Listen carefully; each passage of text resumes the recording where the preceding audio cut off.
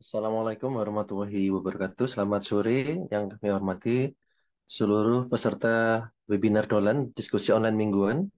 Alhamdulillah Dolan konsisten em, menghadirkan acara webinar setiap minggu, setiap hari Senin sampai dengan yang ke-56. Kali ini kita kedatangan tamu dari Peraboy, Jawa Timur dengan topik deteksi dini CA-MAMI.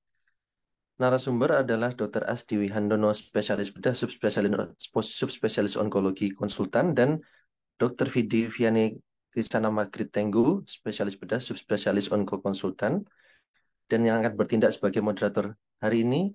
Kebetulan rekan saya yang satu berhalangan, Dr. Ula, akan digantikan oleh rekan saya yang satunya, Dr. Linda Astari, spesialis DVE, subspesialis DT.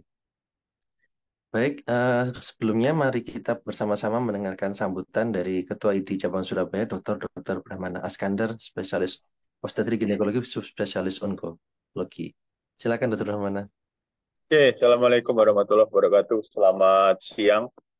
Yang saya hormati Dr. Asdi, Dr. Vidi Viani, Dr. Linda, Dr. Pandu, kemudian Dr. Charles, Dr. Ula, dan banyak timnya ini ya, sehingga acara ini dapat berlangsung. Terima kasih Para Boy, sedekah ilmunya untuk para sejawat kita. Acara Dolan ini tidak terasa sudah seri keberapa ya Dr. Pandu ini ya. Jadi setiap 26. hari Minggu. Kadang-kadang saking antusiasnya panitianya itu lupa menjadwal ternyata hari tanggal merah begitu ya. Jadi saking antusiasnya. Nah, jadi topik ini penting, nanti bisa ditanyakan kepada pakar-pakarnya langsung tentang deteksi kanker payudara. Kalau tidak salah masih menjadi nomor satu di dunia ya, jadi nomor satu di dunia. Nanti deteksi dininya itu apa, dan sebetulnya kita bisa berperan sesuai porsi kita masing-masing. Contoh nih, saya dokter kandungan, saya tetap bisa berperan nih. Misalnya orang itu pasien sehabis melakukan screening kanker serviks, ya kita ingatkan apa sudah screening kanker payudara begitu ya. Jadi small task begitu untuk sekitar kita mempunyai dampak. Saya tidak panjang lebar, sekali lagi terima kasih Dr. Vidi, Dr. Asdi, Dr. Linda sebagai moderator. Mudah-mudahan acara ini bermanfaat bagi kita semua. Dan jangan lupa tanggal 14 Januari itu ada acara seminar offline ya. Nanti ada pemberitahuannya oleh Dr. Pandu dan Dr. Linda, free offline. Jadi bisa silaturahmi, bisa mendapat ilmu, ada kuliah dari dokter-dokter muda, ahli, ada juga kuliah dari para guru besar. Semuanya free dalam rangka acara ulang tahun acara Dolan ini. Sekali lagi terima kasih banyak. Salam hormat saya. Wassalamualaikum warahmatullahi wabarakatuh. Waalaikumsalam warahmatullahi wabarakatuh. Baik, terima kasih Dr. Brahmana telah memberikan sambutan dan membuka acara. Ya, seperti yang dikatakan Dr. Brahmana bahwa insya Allah pada bulan depan, tanggal 14 Januari, kita akan syukuran kecil-kecilan ulang tahun Dolan dan podcast di Surabaya. Nanti acaranya offline. Acaranya offline dan bagi para pemirsa, bagi para pemirsa yang berkenan bergabung bersama kami, nanti acaranya di Grand City Surabaya dan akan ada pengumuman lebih lanjut. Kita bertemu, bersenang-senang, bersilaturahmi bersama di acara offline Dolan. Baik, terima kasih. Berikutnya saya serahkan kepada rekan saya, moderator Dr. Linda Astari, Ya, spesialis DVI. Silakan Dr. Linda memimpin acara. ya, ya. Terima kasih Dokter Pandu, Dokter Brahmana atas pembukaannya pada Dolan ID Surabaya seri ke-56 yang pada sore hari ini alhamdulillah mendatangkan narasumber dari dua-duanya dari staf ya Dok, staf Departemen KSM Bedah Onkologi FK UNER Universitas Erlangga RSUD Dr. Sutomo Surabaya. Mungkin saya sapa dulu narasumber kita pada sore hari ini. Yang pertama dengan Dr. Asdi Wihandono, spesialis bedah, subspesialis onkologi konsultan. Selamat sore, Dr. Asdi. Sore, Assalamualaikum Dokter Linda, Dokter Pandu. Waalaikumsalam. Terima kasih ya dok sudah bersedia untuk mengisi acara Dolan pada bulan penghujung tahun 2023 ini. Ya, baik. Sama-sama. Ya, Dok. Kemudian untuk narasumber kita yang kedua, nah ini biasanya kalau dokter bedah itu kan ini ya, Dok ya, laki-laki ini ya. yang ini ya, yang maco-maco. Nah, ini ternyata ada dokter yang cantik nih pada sore hari ini dari Paraboi dengan dokter Vidi Viani Krisana Margit Tenggo, spesialis bedah, subspesialis onkologi konsultan. Beliau juga staf dosen ya dok, Departemen KSM Bedah Onkologi FK UNER RSUD Dr. Sutomo Surabaya. Selamat sore, Dokter Vidi. Ya, selamat sore, Dokter Linda. Ya, Ya, terima ini kasih kalau saya dok. bukan, Iya, alhamdulillah ya, terdengar kalau saya dok. bukan Vera Boy sih, ini Vera Girl. Oh, Kalau di Peragel ya. onkologi, Ya, benar-benar dok. namanya Eh, Vera Girl. Peragel ya. Iya, terima kasih Ya, Dokter Vidi. Ini apa ini namanya yang di boy. antara Ya, sama-sama. para lelaki ya dok ya, ada yang cantik nih dari Peraboy ya dok. Ya, terima kasih Dokter Vidi atas kesediaannya untuk berbagi ilmu pada sore hari ini tentang deteksi dini CA mama. Ya, jadi mungkin topik ini kita pilih karena memang ini juga menjadi porsi teman-teman sejawat kita di dokter umum ya dok, di Vaskes Primer. Jadi mungkin nanti dari Dokter Asdi maupun Dokter Vidi bisa sedikit menjelaskan sebenarnya tentang CA mame atau CA kanker payudara ini ya dok. Kemudian nanti mungkin akan kita diskusikan bersama tentang bagaimana untuk deteksi dininya dan faktor-faktor resiko apa yang mungkin perlu menjadi apa perhatian ya dok, terutama untuk para sejawat kita di Vaskes Primer. Ini saya lihat untuk peserta nih sudah hampir 300 nih dok. Jadi ini udah banyak. Nanti bagi para peserta dolan yang ingin mengajukan pertanyaan bisa menuliskan pertanyaannya di kolom Q&A. Nanti akan kita bahas bersama dengan kedua narasumber kita. Untuk itu yang pertama mungkin sebelum kita masuk ke sesi diskusi ya dok, sebelum ada pertanyaan dari para peserta, mungkin dari Dokter Asdi atau Dokter Vidi ada sedikit presentasi begitu dok untuk prolog ataupun pembukaan terkait dengan deteksi dini CA mama ini? Ya. Atau mungkin langsung mau menjelaskan Dokter aja ya dok ya? Gimana dok? Dokter Vidi ada nggak? Kalau nggak, Dokter Vidi, saya ya. saya Eh, Dokter Dokter Vidi Asdi ada. aja mungkin. Dokter Asdi. Oh, Kalau dok.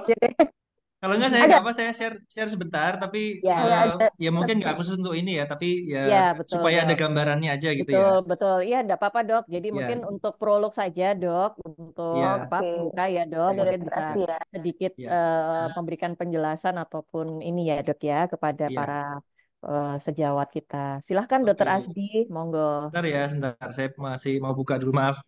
Jen, jen, enggak apa-apa, Baru. Dok. Ya, Iya, sebentar. Eh, iya, Dok. Ya, ini mungkin apa namanya kita biasanya memang untuk topik dolan ini kita cari yang memang dari di SKDI itu termasuk level 4 begitu dok kita utamakan karena memang oke. tujuan kita di dolan ID ini sebetulnya memberikan tambahan ilmu untuk teman-teman sejawat kita yang di primer supaya mereka bisa ada ini ya dok ya ada apa namanya tambahan tambahan pengetahuan dan juga mungkin secara klinis ya dok, mungkin dari para dokter spesialis konsultan gitu. Iya. Nah, ini biasanya pesertanya memang cukup banyak dok, biasanya tiap minggu bisa sampai 500 sampai 600 peserta. Nah ini alhamdulillah jam jam segini nih sudah 300 nih, udah hampir 300 ini. Biasanya masih terus bertambah ini dok, sampai ini nanti sampai ya. Yeah.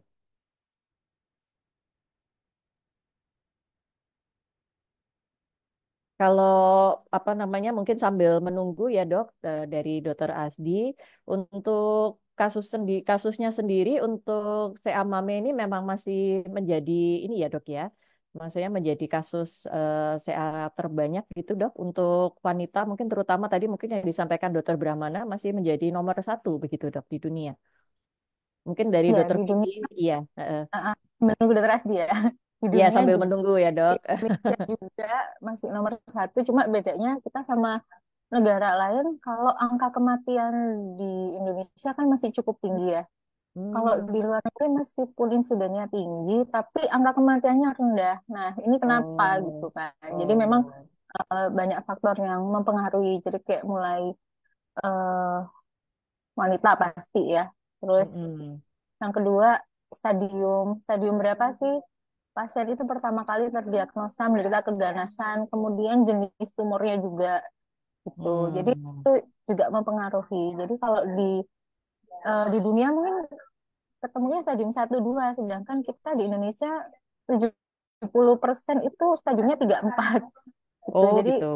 ini Ya, ya, ya. cukup menjawab kenapa survival di kita tidak sepanjang atau angka mortalitasnya Survival tidak rate-nya rendah ya, Dok. lebih lebih tinggi Hmm. dibandingkan negara-negara lain. Dan juga program screening di luar kan sudah jalan ya. Jadi Iya. dari healthcare insurance juga sudah apa ya?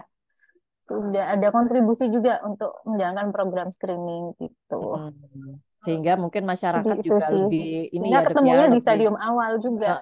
lebih aware gitu dan lebih Heeh. mau untuk memeriksakan diri begitu ya Dok ya, karena juga Iya disupport betul, mungkin dari betul. asuransi ya Dok ya. Baik-baik. Iya Ini betul. untuk apa namanya? Jadi memang yang patut menjadi perhatian karena angka kematiannya yang tinggi dan juga penemuan kasusnya itu pada stadium yang sudah lanjut begitu ya Dok ya. Iya.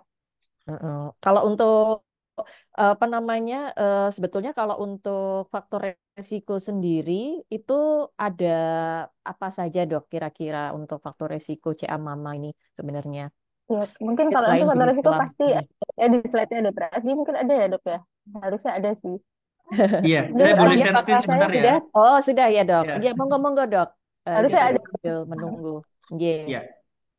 Mungkin Kalau awareness kita sebetulnya sih kurang. bukan Mm-mm. untuk medis ya, ini lebih ke awam, tapi nggak apa-apa. Sudah bisa Iya melihat? dok. Sudah Ya, dok. Sudah jadi tampak dok. ya sebagai Yeah. pengantar aja. Jadi eh, data dari WHO tahun 2020 dari Globocan itu yang kita pakai Mm-mm. sebagai data global itu data di dunia sampai sekarang masih tetap nomor satu adalah kanker payudara yaitu Hmm. insidennya sekitar 19 juta kasus baru per tahun di tahun Hmm. 2020. Kemudian mortalitasnya karena kanker payudara ini mencapai 10 juta per tahun. Oh. Nah, kalau kita lihat ini tahun 2018 nomor satu tetap payudara.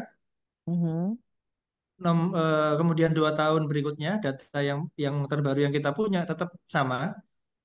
Jadi nomor satu tetap kanker payudara di seluruh dunia untuk jenis laki-laki maupun perempuan ya. Kemudian nomor duanya baru paru-paru, kolorektal, prostat dan lain-lain.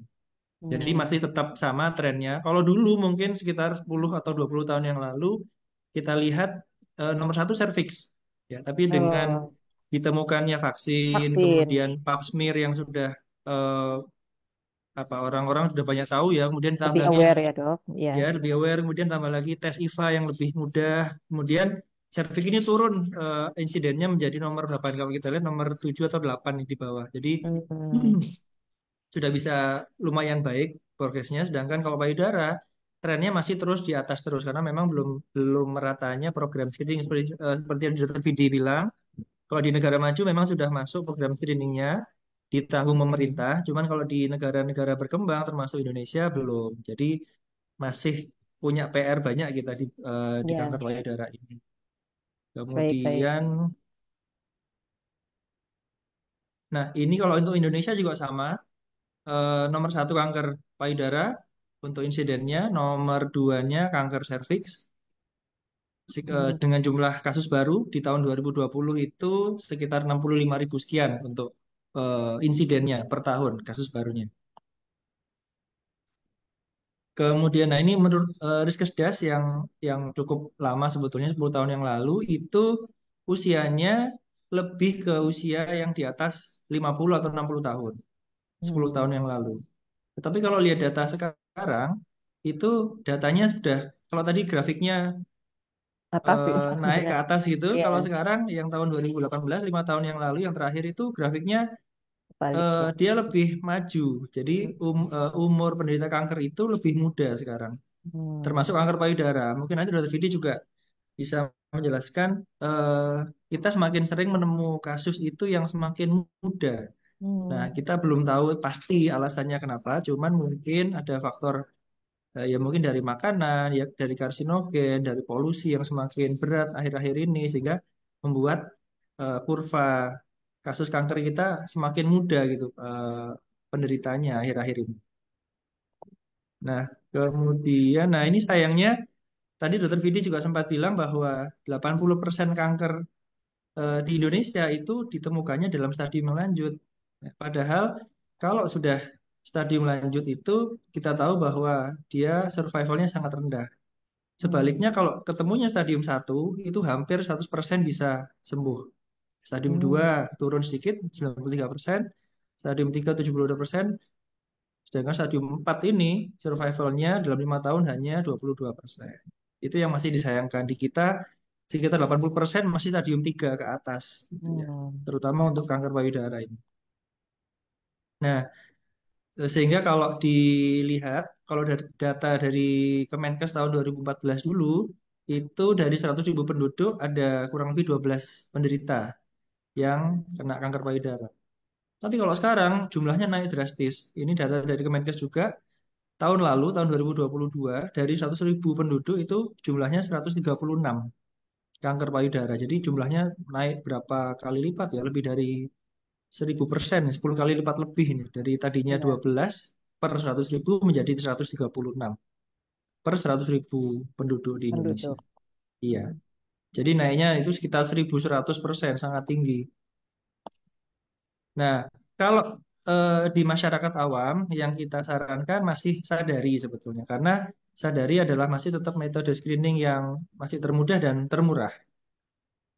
Nah, ini caranya ada 6 step, mungkin saya percepat aja. Eh, ini harusnya semua dokter di vaskes primer pun Oke. pasti tahu gitu ya, ada 6 langkah bagaimana cara melakukan sadari. Ini kita lakukan sebetulnya kurang ideal karena menurut banyak sekali organisasi maupun guideline yang menjadi gold standar tetap mamografi. Tetapi Hmm. karena tadi itu mamografi belum menjadi program screening rutin, kemudian jumlahnya pun di Indonesia masih belum banyak, sehingga kita masih belum bisa menerapkan mamografi secara massal. Sehingga yang kita pakai masih tetap sadari ini sebagai salah satu screening awal gitu. Kemudian, nah ini langkahnya ada 6 tadi, kemudian sebulan sekali. Tentu tanda awalnya apabila ditemukan benjolan, perubahan warna atau tekstur kulit, kemudian keluar cairan, itu segeralah ke dokter. Nah ini maaf foto saya.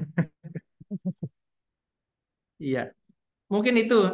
Kalau untuk faktor risiko, sebetulnya ada mungkin tapi di slide yang berikutnya sehingga saya harus nyari dulu. Iya, Tapi mungkin oke bisa dok. kita bagi dua kalau faktor risiko sih. Faktor risiko itu kan ada yang bisa kita ubah dan yang tidak bisa kita ubah. Hmm. Kalau yang tidak bisa kita ubah, contohnya adalah wanita. Jelas wanita itu kadar estrogennya lebih tinggi daripada laki-laki, sehingga kalau dilihat prevalensi kasus kanker payudara itu, yang laki-laki hanya 1%, sedangkan yang perempuan 99%. Jadi kalau kanker payudara jelas pada wanita lebih banyak. Kemudian kedua, usia. Kemudian faktor genetik, faktor keturunan itu faktor-faktor yang salah satunya tidak bisa diubah karena memang ya ya bawaan dari genetik kita gitu ya. Tapi kalau faktor-faktor lain, misalnya seperti obesitas, kemudian hipertensi, kemudian paparan estrogen, misalnya kalau kita sekarang anak-anak itu kan cenderung menarnya lebih awal gitu ya. Kalau dulu Hmm. yang seingat saya menars tuh rata-rata usia 12-13 tahun. Tapi Ya, sekarang anak-anak SMP kayaknya ya umur dok ya. 9 ya. Iya, Sekarang kayaknya umur sekarang 9-10 udah mulai menars ya. Jadi SD kelas 4 kelas 5 ya dok ya. iya, Mulai. jadi paparan estrogennya lebih lebih awal mulainya, jadi lebih panjang. Kemudian tren untuk apa ya menikah mungkin juga mundur sehingga lebih lama terpapar estrogen sehingga itu salah satunya yang bisa menjadi faktor risiko untuk timbulnya kanker payudara. Gitu. Oke, oke. Baik-baik. Terima kasih, Dokter Ya. Asdi. Mungkin dari Dokter Vidi mau menambahkan, Dok, mungkin terkait dengan tadi ya, Dok, gaya hidup, terus kemudian konsumsi makanan ataupun paparan polusi ya, Dok ya. Baik itu mungkin itu apakah juga ada pengaruhnya, Dok? Mungkin Ya. faktor Sebenarnya saya mau resiko. ini ya. Oh ya, pasti Ada, Dok. ya, Heeh. usia menstruasi tadi ini kan sudah dijelaskan Dokter Asti. Jadi semakin awal, sekarang anak-anak kelas 4 kelas 5 SD udah haid ya. Ya, sudah haid. Tuh. Terus usia menopause yang apa ya? Harusnya umur 55 biasanya sudah mulai masuk ke menopause, mungkin lebih lama lagi gitu. Kemudian riwayat menyusui, riwayat melahirkan juga, kemudian penggunaan KB hormonal yang lebih dari 10 tahun, kemudian Hmm. pasien-pasien atau perempuan yang dengan, mungkin belum pasien ya, perempuan yang dengan obesitas, jadi dengan indeks massa tubuh berlebih, itu kan sebetulnya faktor resiko yang istilahnya bukan bisa diubah ya, tapi kita bisa memodifikasi gitu. Kayak misalnya anak-anak kan sekarang cenderung main gadget ya, jadi baiknya anak-anak itu lebih banyak aktivitas fisiknya gitu. Itu dikatakan bisa apa ya, menunda, jadi tidak terlalu cepat ininya haidnya gitu. Jadi Hmm. perbanyak aktivitas fisik itu juga bisa eh, menghindari anak-anak itu mendapat haid yang terlalu dini gitu. Baik, baik, Dok. Ya, Kalau dari mungkin kayak gitu faktor kan bisa makanan, ya, ya. iya, Ya, Dok. kalau faktor makanan sebetulnya kan bukan faktor makanan yang bagaimana ya, maksudnya lebih ke menjaga indeks massa tubuh atau berat badan ideal gitu. Nggak Hmm. usah penyakit keganasan sih, tapi kalau pasien overweight atau obesitas pasti penyakit metabolik itu juga akan muncul gitu. Dan juga disusul juga malignansi yang lain-lain juga gitu. Kemudian merokok pasti lah ya, merokok alkohol seperti itu ya, sebaiknya itu kan bisa dihindari sebetulnya, bisa kita modifikasi, kita bisa milih tidak tidak merokok, tidak mengkonsumsi alkohol itu bisa gitu loh. Ada pilihan, tapi Ya. kalau genetik, jenis kelamin, kemudian ada riwayat keluarga itu tidak bisa kita modifikasi karena memang kita dilahirkan begitu gitu kan. Gitu, sudah gift ya dok Iya, ya, gift ya. iya, sudah nggak mungkin Hmm. diubah-ubah lagi Mungkin. Tapi memang gitu. ini ya dok ya, begitu besar pengaruh dari faktor genetik ini ya dok ya. Karena saya waktu itu pernah mendengar ya, maksudnya kalau memang genetik itu ada ibunya, mungkin yang saya mama itu sangat sangat sangat besar kemungkinannya untuk anaknya itu untuk mengalami saya mama juga. Apakah memang sampai seberapa besar dok pengaruhnya untuk genetik ini dok? Ya, jadi kalau untuk keganasan sendiri itu ada kita bagi jadi kayak ada yang namanya hereditary, ya Mhm. kanker yang herediter, kemudian kanker yang familial, sama dia yang sporadik. Jadi maksudnya kalau herediter itu memang di lingkar ring pertamanya itu memang ada Memang keluarga yang berpotensi memang ya dok menderita ya. keganasan gitu. Kalau kanker familial mungkin ring keluarganya agak jauh, mungkin ring 3, ring Hmm. 2 ada, dan ada beberapa anggota keluarga yang memang terkena keganasan. Utamanya biasanya dikaitkan dengan kanker payudara itu eh, kanker prostat, kemudian kanker tiroid, kemudian kanker ovarium kayak gitu. Nah, kalau untuk yang justru yang paling banyak malah jenis kanker yang sporadik, maksudnya nggak perlu ada Ada. keturunan atau riwayat Hmm. keluarga, tapi memang ya, ya terkena saja begitu. Ada Oke, sel yang oke. bermutasi, jadi nggak perlu menunggu ada faktor keturunan, tapi memang ada Dia bisa resiko terkena mengalami ya kanker dok ya. payudara. Iya bisa mengalami kanker payudara, dan kalau insiden herediter sendiri itu kan dikaitkan dengan mutasi BRCA ya, BRCA mutation kalau di kanker payudara itu mungkin sekitar 10-12% saja sih gitu. Baik, baik dok. Baik, Iya, iya. baik, terima kasih Dokter Vidi. Ini memang cukup banyak ya dok. Ternyata memang faktor risikonya ya. Jadi yang tadi seperti disampaikan Dokter Asdi, ada yang bisa dimodifikasi, ada yang memang tidak bisa kita apa-apakan ya. Memang karena itu jadi gifted juga. Nah juga memang tadi juga saya mama ada yang herediter, ada yang familial dan sporadis. Jadi itu juga mungkin juga berkontribusi terhadap kejadian kanker payudara ya dok ya. Ini ada sudah mulai banyak nih dok pertanyaan dari para peserta. Mungkin yang pertama nih pertanyaan dari Dokter Pandu nih dok. Dokter Pandu ini Iya. bertanya, mengapa kejadian kanker payudara itu di Indonesia sampai meningkat sampai sebegitu pesat ya dok ya, 1100%. Apakah bisa dijelaskan? Terus kemudian apa yang mungkin harus menjadi kewaspadaan kita? Dan yang kedua untuk mamografi tadi kan gold standarnya ya Dokter Asdi ya untuk deteksi dini itu idealnya dilakukan sejak usia berapa dan tiap berapa lama begitu, Dok. Silahkan Dokter Asdi mungkin bisa. Ya, terima kasih pertanyaannya dari Dokter Pandu. Mengapa kok bisa naik sampai 1100% ya, 11 kali lipat itu? Iya, Yang pertama mungkin ya memang karena tadi itu karsinogen semakin banyak, makanan-makanan juga semakin banyak yang modified gitu, yang terproses sudah berkali-kali. Contohnya makanan kalengan, makanan-makanan yang diawetkan bolak-balik ya, diproses bolak-balik. Kemudian daging juga diproses. Kalau kita tahu sekarang ayam itu kan disuntik macam-macam tuh, disuntik hormon, disuntik vitamin ya. Kita nggak tahu apa yang ada di situ. Kemudian eh, dengan segala macam karsinogen juga, polusi udara, kemudian air yang kita minum juga kita tidak tahu apa. Mungkin semuanya berkontribusi terhadap peningkatan Tingkatan CA eh, ya. insiden CA. Yang kedua, selain itu mungkin juga ya kita perlu mengapresiasi juga mungkin program program Sadari juga mulai berhasil gitu ya. Yang tadinya mungkin banyak juga tapi tidak terdeteksi karena sekarang ini dengan program Sadari yang orang sudah mulai banyak tahu sehingga mereka banyak datang ke dokter lebih awal Ada sehingga akhirnya angkanya juga meningkat gitu. Itu meningkat ya mungkin dok ya. ya memang Sisi kita belum bisa baiknya pastikan dari mungkin mana ya, sih. ya Iya, sisi jadi bisa baiknya karena dua mungkin itu seperti itu. mungkin. Hmm. Hmm. Betul. Baik baik dok. Kemudian, ya mungkin itu sih. Kemudian apa yang harus Yang diwaspadai? iya dok. Ah, yang perlu diwaspadai adalah, ya tentu kalau kita lihat keluhan dari penderita kanker payudara itu, sekitar 86% adalah benjolan sebetulnya. Nah, Hmm. ini yang seringkali menjadi salah kaprah di masyarakat. Eh, Orang-orang kita seringkali kalau datang ke poli bedah onkologi gitu ya, itu seringkali kan terlambat kasusnya. Hmm. Sudah timbul ulkus, sudah timbul nyeri, benjolannya besar baru datang. Kalau kita tanya, seringkali jawabannya ya karena dulu nggak ada keluhan apa-apa dok. Gitu. Nggak nyeri, Hmm. nggak apa. Saya kira Ya. biasa aja nanti hilang sendiri. Nah, Eh, padahal itu salah. hmm. Padahal 86% kasus kanker payudara itu keluhannya benjolan saja tanpa keluhan, tanpa nyeri, Tanpa tanpa ada apapun. gejala subjektif ya dok ya. Betul. Kalau sudah ada nyeri, sudah ada ulkus, itu sudah pasti sudah terlambat. Itu salah kaprah di masyarakat. Sehingga yang perlu diwaspadai mungkin ya yang perlu kita edukasikan terus ke masyarakat adalah benjolan di payudara, Apapun seberapapun gitu ya dok. ukurannya, ya Hmm. walaupun tanpa keluhan, tanpa nyeri, tanpa apapun, periksa aja ke dokter. Kalau memang ada fasilitas mamografi, monggo mamografi bisa. Tapi kalau misalkan tidak ada, periksa aja ke dokter. Gitu. Karena sebagian besar kasus kanker payudara itu yang membuat telat adalah salah kaprah masyarakat di mana dikiranya nggak apa-apa gitu. Gak Kalau apa-apa. nggak nyeri, kalau Iya. nyeri baru datang. Nah itu biasanya sudah terlambat. Gitu.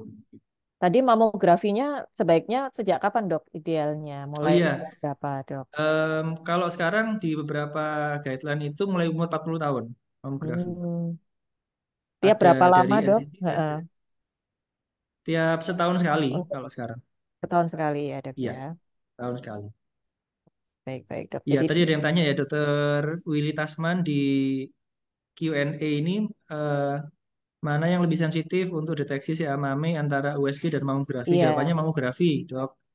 Karena tetap mamografi itu bisa mamografi ya dok mendeteksi ya. lesi-lesi di payudara sampai ukurannya 2 mili, yang paling kecil. Hmm.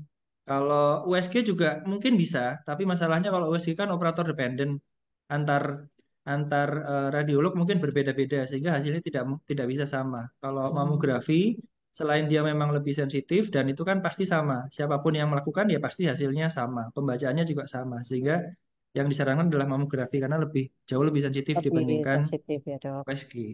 Ya, Hmm. Ya ya makanya itu. untuk gold standarnya memang mamografi ya dok ya untuk deteksi dini ini Betul, ya. ya. Baik Ya. baik. Terima Hmm, kasih. ya, mungkin Ya sedikit mungkin tambahan dokter. Ya dari silakan saya. dokter Vidi. Untuk Ya. kalau, nah kan tadi kita kembali ke insiden malignansi pada payudara kan memang seringnya usia 40 sampai 55 tahun. Hmm. Itu, nah itu bisa dikerjakan setahun sekali. Tapi misalnya sudah usia 55 tahun ke Ke atas, jadi atas. ya itu bisa lah 2 tahun sekali. Hmm. Gitu. Heeh. Oh, jadi lebih Kemudian kalau jarang ya, Dok untuk ya. heeh, kalau untuk USG itu ya kalau bisa dikerjakan umurnya kalau dia kurang dari 35 tahun. Hmm. Gitu. Karena kenapa kita tidak menggunakan mamografi? Karena dengan mamografi itu individu yang usianya kurang dari 35 tahun itu payudaranya itu perempuan masih padat, masih dense. Iya, Jadi masih. gambarnya kan hyperdense sehingga kalau ada Hmm. lesi yang dense juga sedangkan konsistensi Hmm. payudaranya juga jaringannya masih dense itu bisa terlewat gitu loh. Nggak Hmm. kelihatan. Padahal Bisa sebetulnya false ada lesi. negatif ya, Dok ya. Hmm. Ya gitu. Hmm. Baik, baik, baik. Iya. Baik. Terima kasih, Dokter Vidi. Ini kemudian ada pertanyaan, Dok. Kodata Dokter Vidi, mengapa obesitas bisa beresiko untuk terjadinya CA mama, Dok? Ini kira-kira Ya, apakah memang terkait tadi, kalau tadi kan memang bahan-bahan karsinogenik ya, Dok, dari makanannya. Tapi kalau obesitas ya. sendiri itu bagaimana, Dok, hubungannya? Iya. Ya, jadi prinsipnya sebenarnya tadi kayak ada juga pertanyaan di bawah ya tentang tadi makan gula, kanker bahan bakarnya adalah gula, Iya. tadi sempat lihat. Ya, jadi sebetulnya eh nggak usah obesitas, jadi overweight, kemudian pasien-pasien yang apalagi dia sudah termasuk indeks massa tubuhnya kategorinya obesitas. Jadi dengan indeks massa tubuh yang berlebih itu nggak cuma meningkatkan resiko keganasan saja, sih, tapi penyakit metabolis juga akan muncul juga gitu. Dan juga orang-orang yang uh, overweight ataupun obesitas pasti dia mempunyai massa lemak tubuh yang cukup banyak gitu kan. Dan dalam lemak itu banyak sekali uh, banyak reseptor estrogen juga di situ. Jadi kenapa? Hmm. Jadi salah satu penyebab kanker payudara adalah paparan estrogen kan yang berlebih. Jadi kenapa pasien-pasien Iya, yang iya. dengan overweight ataupun obesitas memang beresiko juga terjadinya seamami gitu. Baik. Boleh menambahkan Dokter Iya, Vidi? Ya, silakan, silakan Dokter Asdi, Iya, monggo. kalau kita eh, lihat obesitas itu biasanya saya bagi dua, premenopause atau postmenopause. Kalau premenopause artinya masih muda gitu ya, di bawah 50 tahun. Kenapa obesitas itu meningkatkan risiko? Karena katanya ini saya baca dia bisa meningkatkan sitokin proinflamatori. Jadi orang obes itu mirip dengan orang yang diabetes sebetulnya. Jadi di dalam sirkulasinya itu sitokin-sitokinnya tinggi. Sehingga memang bukan hanya kanker payudara sih. Kanker apapun itu kalau dia dihadapkan dengan inflamasi kronis, pada akhirnya apalagi yang memang mereka mungkin punya faktor risiko lain ya, mungkin paparan risikonya panjang atau mungkin genetiknya memang ada. Nah, itu akan semakin muncul kalau ada sitokin inflamatori yang tinggi. Salah satunya dari obesitas tadi itu. Yang kemudian kedua, kalau sudah postmenopause, kalau orang postmenopause itu kan ovarium sudah tidak memproduksi estrogen lagi, sehingga satu-satunya sumber estrogen ya dari konversi konversi lemak di perifer itu yang ada di subkutan Hmm, itu kalau orang obesitas itu yang akan nanti diubah eh, menjadi dengan enzim aromatase menjadi estrogen. Nah, itu hmm, makanya kenapa kalau wanita yang postmenopause dianjurkan diet untuk mengurangi massa lemak tubuh karena pada postmenopause itu akan semakin tinggi lagi tinggi. konversinya Hmm, dari jaringan lemak di perifer. Mungkin itu hmm. tambahan dari Baik-baik, saya. Dok. Iya, iya.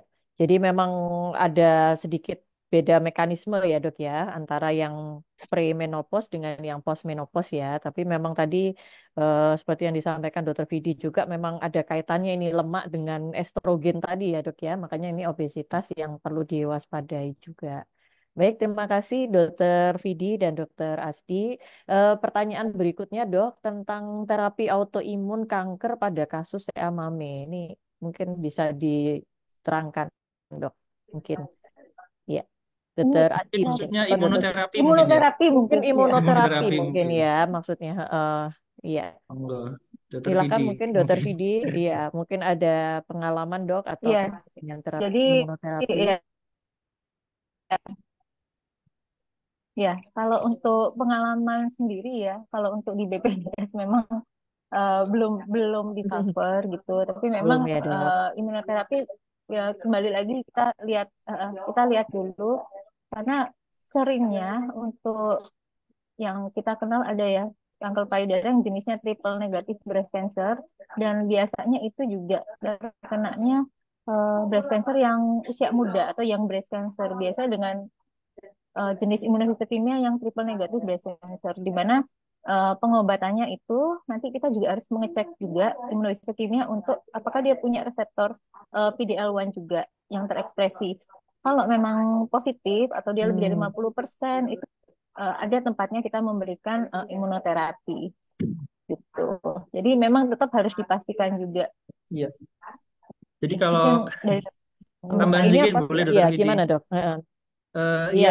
betul Dokter Vidi bilang tadi itu memang imunoterapi sedang ngetren sekarang gitu. Bahkan Hmm. kalau kita lihat di beberapa promo-promo rumah sakit yang dari luar itu, wah terapi kanker tanpa kemo gitu-gitu ya kan sering kita dengar akhir-akhir ini ya. Itu sebetulnya ya Hmm. mengarahnya mengacunya ke imunoterapi di mana eh, kanker itu Hmm. kan ya dulu kita nggak tahu gitu ya. Tapi sekarang kita tahu bahwa kanker itu punya sifat dia bisa menjinakkan sel imun. Jadi T sel kita itu, sel T Oh bisa. limfosit Hmm. itu punya reseptor namanya reseptor PD-1. Sedangkan sel kanker punya ligan, namanya ligannya itu PDL1. Nah, kalau kalau dalam kondisi normal, Hmm. PD-1 ini tidak akan terikat gitu ya, tidak akan terikat oleh apapun sehingga dia akan aktif memakan atau melawan sel kanker. Tapi kalau sel kankernya ini punya ligan PDL1, nah PDL1 nanti itu yang akan berikatan ke PD-1 di T sel itu sehingga kemudian sel imun kita itu seperti diam gitu, nggak berespon apa-apa gitu. Nggak Nah, itulah yang bereaksi kemudian gitu ya, Dok. ya, Hmm. itu yang kemudian dilawan dengan apa namanya Imunoterapi imunoterapi itu. tadi ya, Dok. Ya. Jadi PD-1-nya itu atau PD-L1-nya itu Hmm. diikat sehingga tidak bisa lagi berikatan antara PD-1 sama PD-L1 itu sehingga sel imun kita diaktifkan kembali gitu. Sebetulnya itu. Jadi kenapa kok tidak Balik. berefek seperti kemo ya karena dia lebih apa ya? Enggak. Kalau kemo itu kan kekurangannya dia menyerang sel apapun yang berkembang dengan cepat. Sel rambut misalnya dia jadi rontok, Hmm. sel mukosa usus dia jadi mual, muntah dan sebagainya. Kalau imunoterapi dia lebih aman efek sampingnya karena dia Lebih murni mentarget ya. mentarget sel imun kita supaya lebih Hmm. aktif, supaya melawan sel kanker itu gitu aja. Jadi makanya kenapa Supaya efek tidak sampingnya bisa tidak seperti dijinakkan kemo. tadi ya, Dok ya. Betul, Hmm. betul. Hmm. Oke, oke. Jadi emang imunoterapi ini memang sedang ini ya, Dok ya. Maksudnya sedang tren ya. Maksudnya untuk mungkin apa modalitas terbaru kah, Dok, untuk Seamama ini termasuk ini ya, Dok ya. Baru Iya, apa inovasi terbaru gitu ya, Dok ya. iya. Sebetulnya lumayan lama sudah, cuman penelitiannya akhir-akhir ini sedang eh, Banyak banyak ya, banget. Dok. Ya, Hmm. awalnya sih kalau Hmm. yang pertama itu di melanoma maligna sebetulnya. Oh, eh, itu juga dia bagus responnya dengan imunoterapi. Contohnya adalah Presiden Amerika itu siapa? Jimmy Carter ya. Jimmy Carter itu kan kena melanoma tuh, sudah metastasis kemana-mana, ke paru, ke segala macam. Ternyata dicobakan obat imunoterapi itu yang namanya pembrolizumab itu, ternyata bagus responnya. Sehingga dari situ berangkat dari pengalaman salah satunya adalah Presiden Jimmy Carter itu kemudian diteliti di berbagai macam pakai sel CA. kanker gitu ya, termasuk Hmm. mama juga. Dan ternyata bagus juga, terutama yang subtipenya triple negatif, seperti tadi Dokter Vidi bilang. Kalau Hmm. yang triple negatif itu biasanya responnya lebih bagus terhadap imunoterapi. Imunoterapi. Di Ya, Indonesia sendiri sudah mulai banyak dikerjakan ya, Dok. Di Surabaya sendiri juga. ada sebetulnya ada, Oh, cuman ada. karena harganya masih mahal dan tidak masuk BPJS Hmm. sehingga penggunanya sangat terbatas gitu. Sangat terbatas. Padahal Hmm. sebetulnya Baik. sangat-sangat efektif. Oh, itu untuk stadium Ya, berapa, Dok? Maksudnya bagus untuk diberikan sedini mungkin pada stadium yang paling awal kah atau ya. bagaimana? Kalau penelitian yang baru itu dia mulai bisa dipakai pada stadium yang early. Jadi stadium satu 2 Hmm. bisa pakai itu untuk memperpanjang survivalnya. Itu Oh, hasilnya lebih baik. bagus. Kalau kalau kita lihat mungkin 2 3 tahun yang lalu masih stadium 4 gitu ya. Saya yang sudah metastasis kemana-mana baru coba. Tapi dengan hasil yang stadium 4 itu ternyata bagus, dicobakan juga di stadium yang awal, 1 dan 2 Hmm. ternyata bagus juga gitu. Yang triple negatif tapi. Kalau Iya, yang baik. lain-lainnya belum terlalu baik. Baik, baik, Dok. Terima kasih, Dokter Asdi. Mungkin Dokter Ya. Vidi ada yang mau ditambahkan? Kayak udah ya tadi ya. Cuma Sudah yang cukup harus ya, kita Dok. pastikan sih pemeriksaan itu Kak. Memang dia punya reseptor PDL1 itu Reseptornya yang tadi itu ya, Dok. aktif. Hmm. Jadi memang ada gunanya kita memberikan imunoterapi. Hmm, hmm, Jadi nggak hmm. TNBC atau triple negatif itu mempunyai ekspresi dari PDL1 yang bermutasi belum tentu juga. Nah, jadi harus Iya. istilahnya kalau pengobatan kanker payudara kita lebih ke apa ya kayak tailoring terapi. Jadi kita Hmm. benar-benar menyesuaikan dengan kondisi Jenis pasien, tumornya gitu ya, Dok. lebih precise. Jadi istilahnya kayak precise Hmm. medicine juga gitu. Baik, baik. Jadi Supaya lebih lebih presis. tepat sasaran gitu ya, Iya Dok ya. betul, iya. Baik, baik, baik. Ya, terima kasih Dokter Vidi, Dokter Asdi penjelasannya. Ini ada pertanyaan dari Dokter Mardiah Pustianingsih. Semua kanker payudara berbahaya, adakah tingkatan dari bahayanya? Maksudnya tidak seberapa berbahaya, sedang atau sangat berbahaya.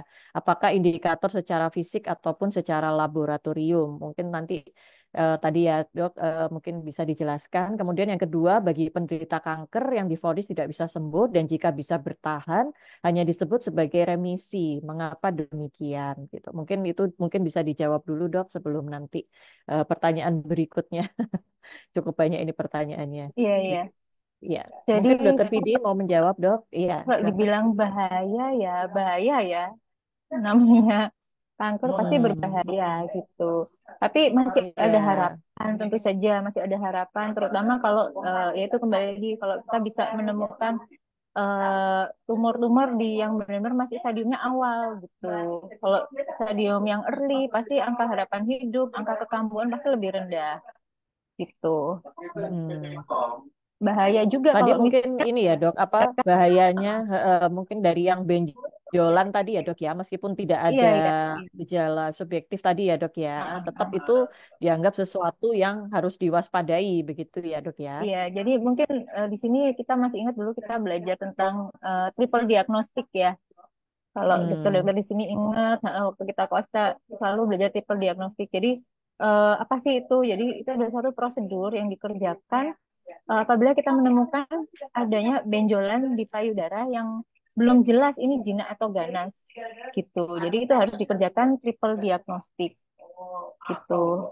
Jadi kalau misalnya kita hmm. sudah follow up, memeriksakan semuanya, kemudian tahu tapi dibiarkan atau misalnya mencari pengobatan alternatif yang lain ya pasti bahaya gitu. Hmm. Gitu sih. Ya, baik-baik. Ya, dok. Kalau yang pertanyaan kedua, dok, bagi penderita kanker yang divonis tidak bisa sembuh, jika bisa bertahan itu hanya disebut sebagai remisi. Mengapa demikian, dok? Tidak bisa sembuh. Iya. Mungkin eh, jadi pasti kebanyakan memang pasien kalau kita bilang tidak bisa sembuh itu yaitu stadium yang lanjut, lanjut lokal ataupun Lanjut. stadium 4 gitu. Ada juga loh yang sembuh, cuma memang yang kita tetap harus follow up gitu. Hmm. Jadi Kita Ya, kita ya. kita bilang memang tidak bisa nyebut remisi. sembuh karena ya Eh, supaya lebih waspada. Kita Iya, sebutnya iya. remisi artinya tidak ada keluhan apa-apa. Cuman oh, sebetulnya kan mungkin ada beberapa sel yang mungkin tidur gitu ya, istilahnya dalam tanda kutip hmm. tidur, dorman, sehingga ya tinggal nunggu saat yang pas dia akan aktif lagi gitu. Itu yang Bisa perlu kita aktif waspadai lagi sehingga ya, dok ya.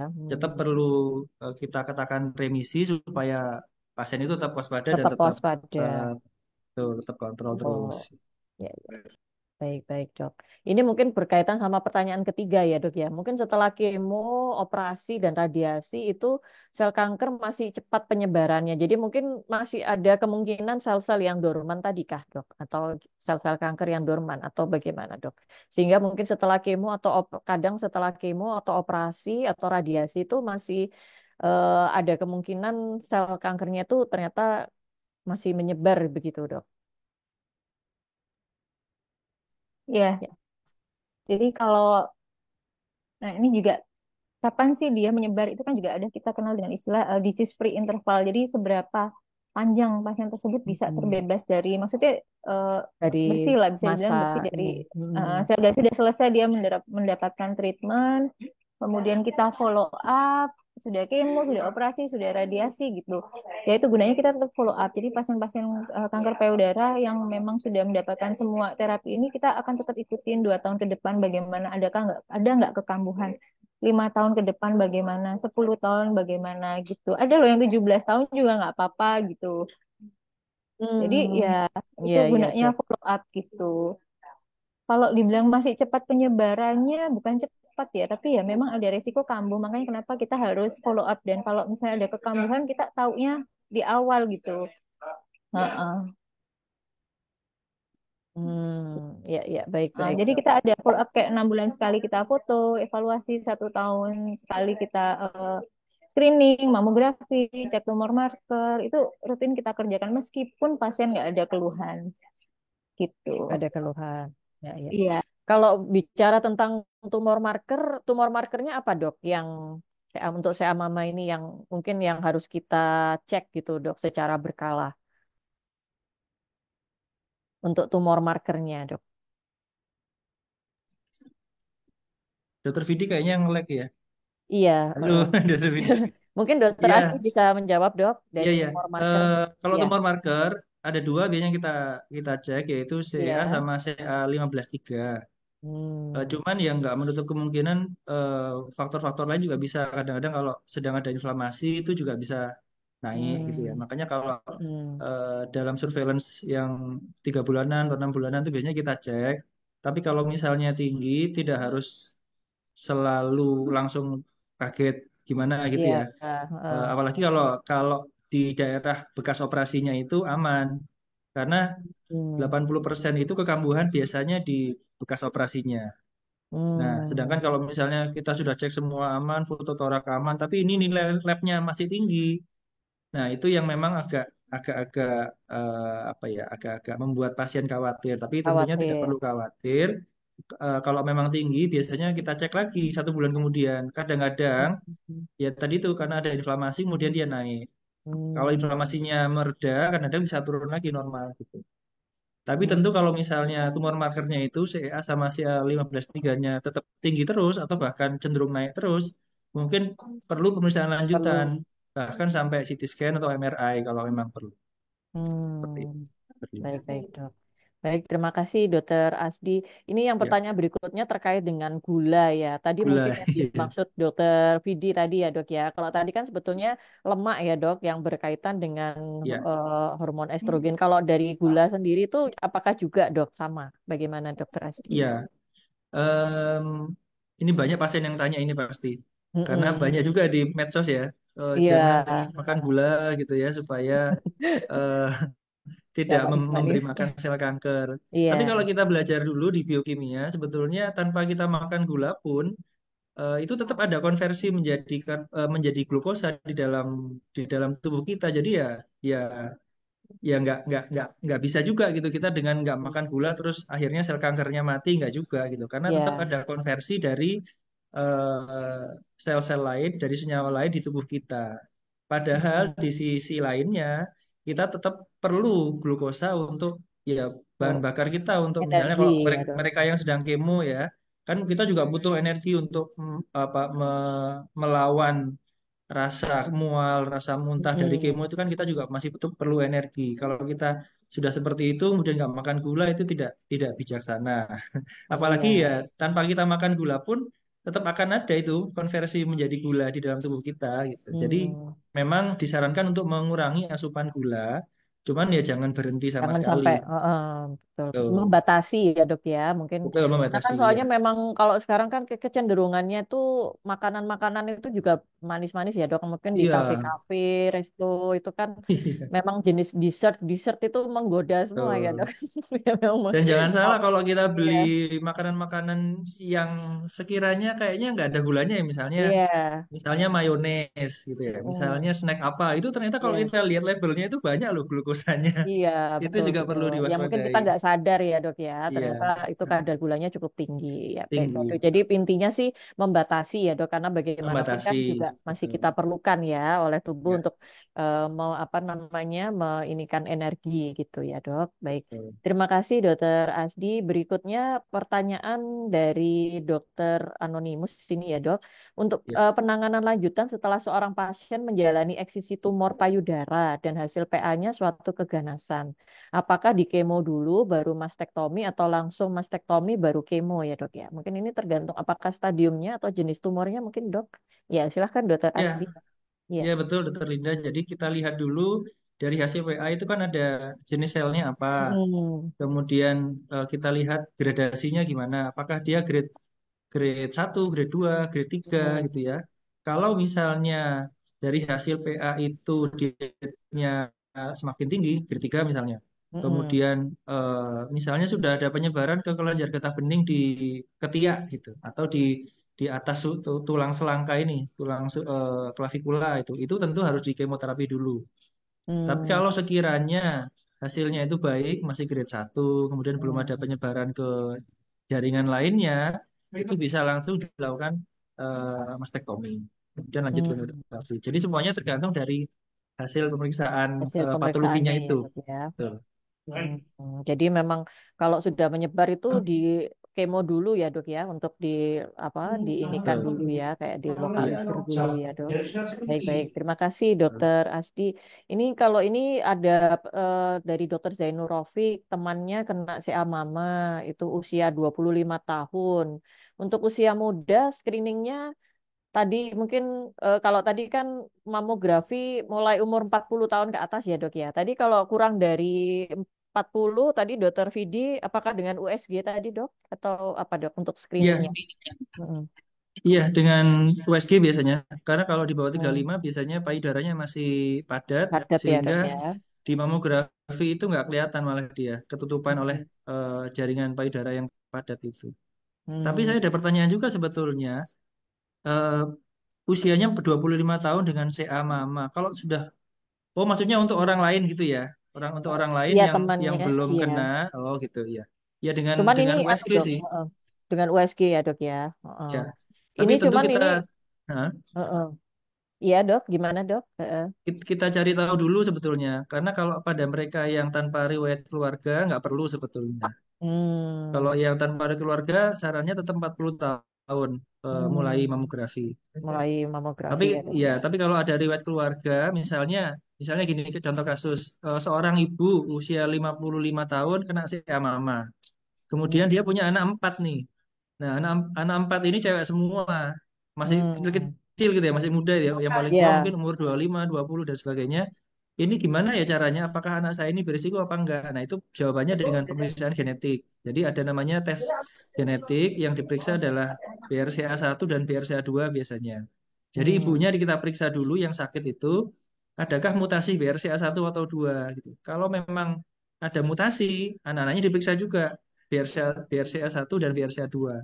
Kalau ternyata ada anak yang juga ada mutasi BRCA1 atau 2 tadi, nah itu pencegahannya tentu dengan deteksi yang lebih dini.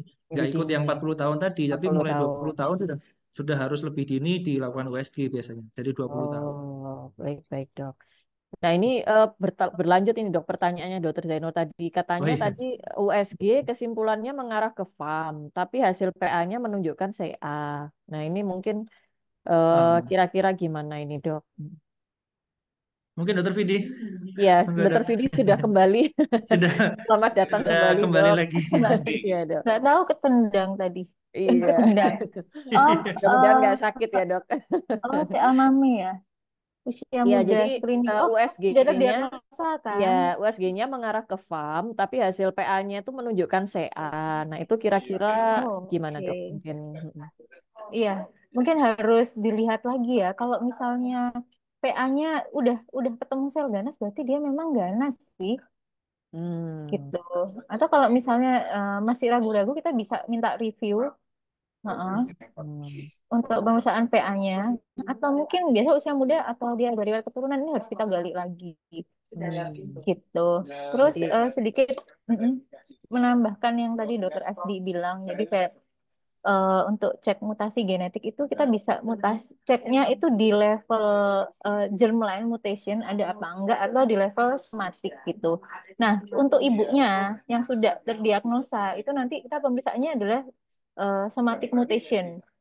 Jadi dari hmm, PA-nya itu yang kita pinjam kita periksakan ada enggak mutasi dari BRCA-nya. dari Nah, sel-selnya untuk anaknya itu ya dok.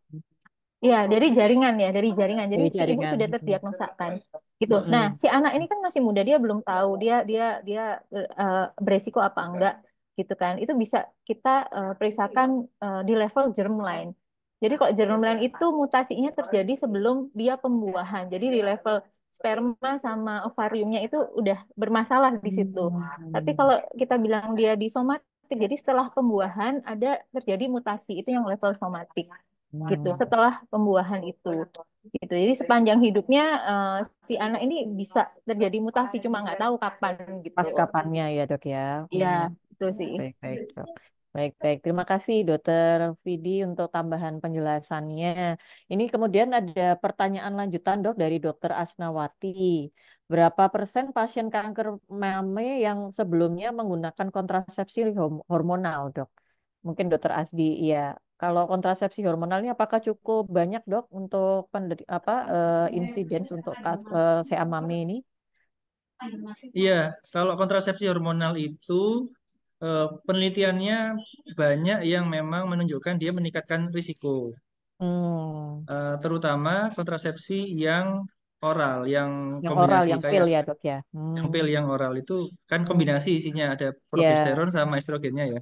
Itu Mm-mm. katanya memang meningkatkan. Hmm. Cuman kalau dicek lagi secara statistik, jadi kita ambil ini maaf ini data dari BKKBN gitu. Kalau kita Iya, tanya Dok. kenapa sih kok masih pakai KB hormonal, KB padahal kan ada hormonal. data penelitian yang menunjukkan bahwa KB hormonal itu bisa meningkatkan risiko kanker payudara gitu ya. Nah, memang Mm-mm. iya, tapi secara statistik globalnya, makronya gitu itu katanya Mm-mm. tidak signifikan Tidak ada. peningkatannya. Jadi sehingga tetap tetap Tetap banyak dipakai yang terus gitu. ini ya, Ya, banyak yang tapi kalau make saya ya, Dok. pribadi, kalau ada pasien saya yang tanya, ya, ya sebaiknya kalau bisa hindari yang hormonal gitu, Yang pilih yang non hormonal. hormonal aja. Hmm. Gitu. Ya, apalagi kalau mungkin ada faktor resiko lain ya, Dok ya. Mungkin yang Betul, mungkin dari pihak keluarga atau keluarga dan mungkin lain-lain. Iya, yang lain-lain. Baik-baik. Terima kasih, iya, Dokter Asdi. Ini yang terakhir nih pertanyaan dari Dokter Lani Ningsih. Di manakah penderita CA bisa berobat dengan imunoterapi, Dok, di Jawa Timur? Mungkin iya. dibandingkan dengan kemo, ini mungkin tadi sudah sempat dijelaskan ya, Dok ya, apa perbedaannya. Mungkin Dokter Vidi, di mana, Dok, kalau bisa imunoterapi ini katanya kan memang harganya cukup mahal ya. Jadi mungkin hanya terbatas ini penggunaannya. Ya, Mungkin Dokter Vidi, ya ya, kalau di mana sih ya tergantung rumah sakit mungkin yang di Dokter Sutomo pasti bisa ada ya, Dok ya. gitu atau di rumah sakit yang memang ada ahlinya atau ada konsultan Ada onkologinya onkologi, ya. ya Hmm, ada onkologi atau mungkin onkologi atau kan sekarang juga imunoterapi nggak cuma breast ya kanker Untuk paru CA juga mami, juga ya. kemudian yang ya malignansi yang lain juga ya itu kayak skin cancer yang melanoma itu juga bisa dengan imunoterapi jadi ya Hmm. di mana yang ada ahlinya aja lah Ada ya konsultan ahlinya. Iya, onkologinya Dok. ha, bisa. Iya, Mm-mm. baik-baik, Dok. Jadi intinya sih kalau di Sutomo memang rumah sakit rujukan terbesar ini ada ya, Dok ya. Yang Ada lain-lain mungkin di rumah sakit swasta atau rumah sakit ya, yang memang ada konsultan bedah onkologinya ya, Dok ya. Baik-baik. ya. Terima kasih, Dokter Vidi. Mungkin ini sebenarnya menarik sekali ya, Dok, pembahasan kita pada sore hari ini, tapi mungkin karena keterbatasan waktu, karena waktunya sudah mau mendekati habis, mungkin sebelum kita akhiri, saya pengen mungkin dari Dokter Asdi dan Dokter Vidi mungkin bisa menyampaikan take home message, Dok, untuk sejawat-sejawat kita di Vaskes primer terkait dengan deteksi dini CA mami ini. Monggo yang pertama mungkin dari Dokter Asdi dulu. Silahkan, Dok. Iya, eh, untuk teman-teman sejawat di Paskes primer ya maupun lanjutan juga sebetulnya Ya, Dok. eh, yang selama ini menjadi keprihatinan saya adalah gini, kadang-kadang kita dapat pasien itu kan sudah telat gitu ya rata-rata ya. Kemudian Ya, kita tanya, Bu ini kenapa kok baru datang sekarang? Memang ada pertama yang tadi saya bilang itu takut atau nggak tahu kalau itu berbahaya. Tapi yang betul. kedua adalah kadang-kadang sudah dok sudah berobat ke Dokter. dokter di puskesmas, tapi kemudian dokternya bilang, oh ini kanker bu, harus ini harus itu. Nah, sehingga pasien itu merasa takut. Nah, takut di Hmm. awal itu sehingga takut Malah akhirnya nggak mau dia periksa ya, Dok ya. nggak mau periksa, dibawalah ke alternatif biasanya gitu. Jadi Hmm. malah dia coba herbal ini itu sudah habis sekian juta untuk pengobatan, ternyata ya ya tentu kita tahu kan nggak ngefek gitu ya. Akhirnya tetap Iya, dia datang lagi dalam kondisi yang sudah lebih parah. Jadi pesan saya mungkin ke teman-teman sejawat sekalian, kalau bertemu dengan pasien yang curiga diduga. kanker itu diduga kanker, lakukan triple diagnostik. Jadi pemeriksaan fisik satu, dua dengan pemeriksaan radiologi minimal USG kalau memang tidak ada mamografi. Kemudian yang ketiga dengan biopsi, yang paling simpel dengan FNAB, biopsi jarum halus. Tiga itu triple diagnostik. Dan Hmm. pesan saya mungkin jangan membuat pasien itu takut gitu ya. Jadi kita tenangkan, tidak apa-apa Bu, insya Allah akan kita bantu, kita tenangkan dulu lah karena ada lumayan banyak itu pasien yang sudah berobat ke Hmm. vaskes primer dikasih tahu ini kemungkinan kanker Bu gini-gini, pasiennya langsung takut. Ya, Sehingga nggak balik lagi, malah itulah yang kemudian datang kembali 6 bulan kemudian udah keadaan dalam stadiumnya keadaan yang sudah lanjut parah ya dok gitu. ya. Iya. Mungkin Ya ya memang itulah. mungkin itu ya kadang-kadang kan tergantung karakteristik juga dari pasiennya ya dok ya. Kadang kan ada Iya, orang yang digituin itu jadi pengen tahu, tapi ada juga yang malah takut, malah nggak berani malah sampai nggak mundur periksa, gitu. iya Iya, malah itu mundur yang gitu kita ya dok. kasihan kan gitu. Padahal Baik-baik sudah dok. berusaha, cuman ternyata Ternyata padahal mungkin dokternya nggak nakut-nakutin ya. iya sebetulnya Kemungkinan, mungkin kemungkinan ingin kanker supaya bu gini, tapi waspada gitu ya dok ya. betul itu Heeh. udah takutnya setengah mati, akhirnya malah mundur gitu. Iya Mungkin iya lebih hati-hati baik-baik. lagi. Iya, Itu baik-baik, dari saya. Dok. Terima Terima kasih. kasih, Dokter Asdi, untuk pesan-pesannya, Dok. Dari Dokter Vidi, saya persilahkan, Dok. Mungkin. Ya, mungkin yang kurang lebih sama ya kayak Dokter Asti bilang karena memang itu yang sering kita alami di praktek ya. Kalau kita di poli Mm-mm. ketemu kasus-kasus yang seperti itu atau apa? Mungkin untuk dokter yang dokter-dokter di teman-teman di layanan primer mungkin gimana kita juga bisa melakukan komunikasi yang baik juga dengan pasien gitu.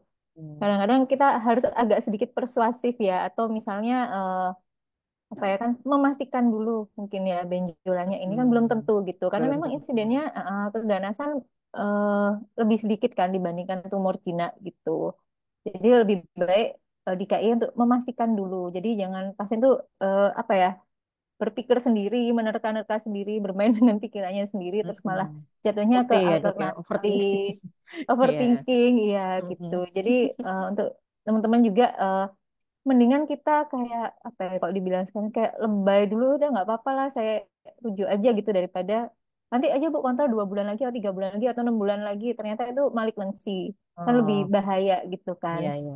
Heeh, Jadi gitu lebih baik over diagnosis ya, Dok. Maksudnya kita lebih baik make sure curiga dulu aja lah untuk curiga memastikan gitu dulu gitu Cuman ya, mungkin Dok. tidak semuanya perlu disampaikan ke pasien yes mungkin ya. Ya, yes betul, Biar nggak betul. takut gitu. Ya kita cukup disimpan sendiri dulu.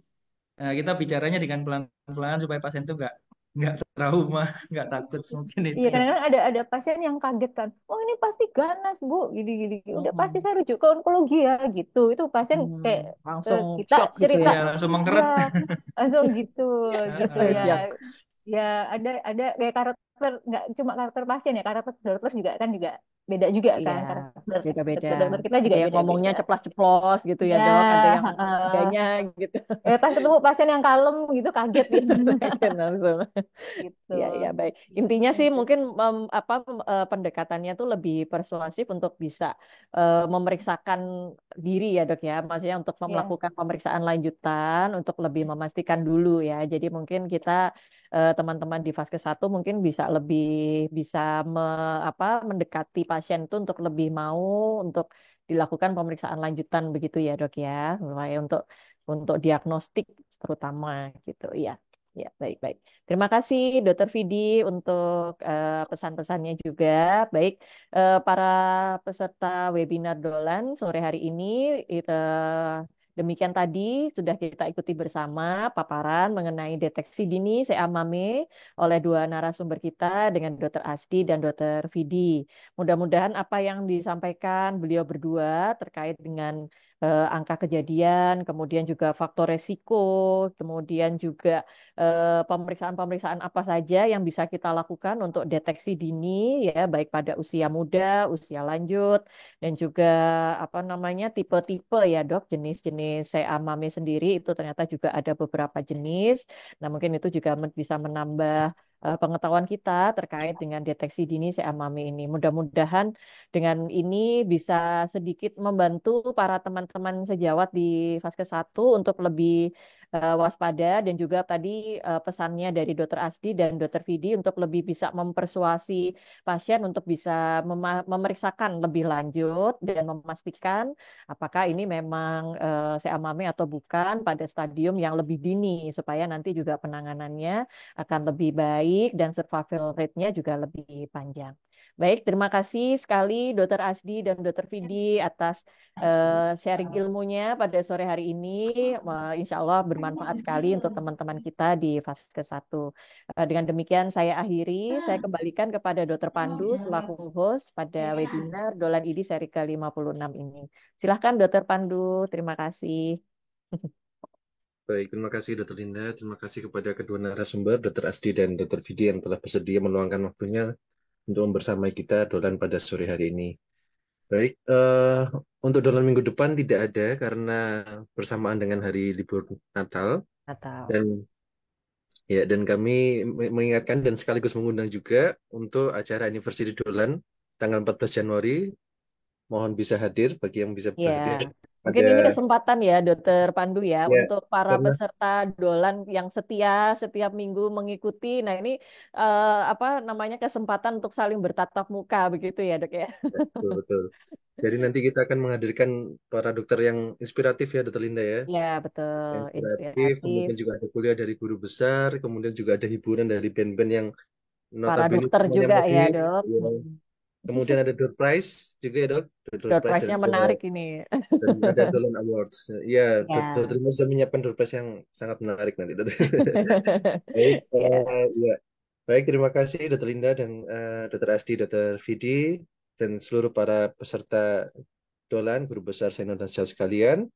Semoga sehat selalu dan berjumpa kembali pada Dolan berikutnya. Assalamualaikum warahmatullahi wabarakatuh. Selamat sore. Waalaikumsalam. Selamat sore. Terima kasih, Waalaikumsalam, Dokter Dr. Adi. Mo, terima Salam. kasih. Terima kasih, Dokter Pandu.